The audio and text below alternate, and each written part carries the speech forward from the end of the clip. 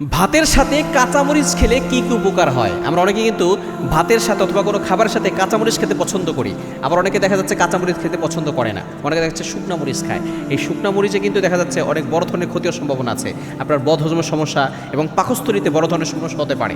এজন্য আপনি কাঁচামরিচ খাওয়ার চেষ্টা করবেন। কেননা গাছের ভিতরে বর্তমানে এখন তো ফরমালিন দিয়ে ভরা।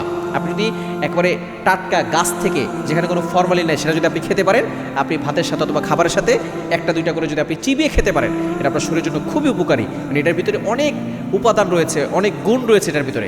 এক নম্বর হচ্ছে আপনার হজম শক্তি বৃদ্ধি পাবে। বর্তমানে অনেকের পেট ফাঁপা হয়ে যায়, বদহজম হয়। যদি আপনি ভাতের সাথে অথবা খাবারের সাথে যদি আপনি একটা দুইটা কাঁচামরিচ চিবিয়ে খেতে পারেন, দেখবেন আপনার হজম শক্তি বৃদ্ধি পাবে। শুধু তাই নয়, দ্বিতীয় নম্বর হচ্ছে আপনার রক্তের শর্করার মাত্রা নিয়ন্ত্রণে থাকবে।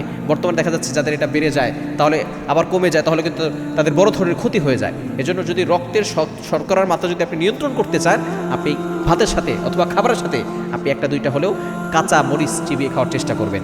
এবং 3 নাম্বার হচ্ছে আপনার ওজন কমাবে এবং আপনার ত্বকটাকে ভালো রাখবে, ত্বক উজ্জ্বল রাখবে। আমরা অনেক সময় উপর দিক দিয়ে বিভিন্ন ধরনের ক্রিম ব্যবহার করে থাকি। আপনি যদি ভিতরটা সুন্দর করেন, দেখবেন উপরটা অটোমেটিক সুন্দর হয়ে যাবে। এজন্য আউট বিউটি ঠিক করতে হলে আপনাকে ইন বিউটি ঠিক করতে হবে। ভিতরের সৌন্দর্য আপনাকে আগে বাড়াতে হবে।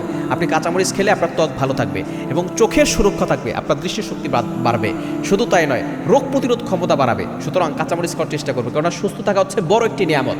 সুস্থ থাকতে পারলেই আপনি আল্লাহর ইবাদত করতে পারবেন। যদি অসুস্থ হয়ে পড়েন, আপনি আল্লাহর ইবাদত পরিপূর্ণভাবে করতে পারবেন। এজন্য সুস্থ থাকুন, দেখবেন আপনি বেশি বেশি করে আল্লাহর ইবাদত করতে পারছেন।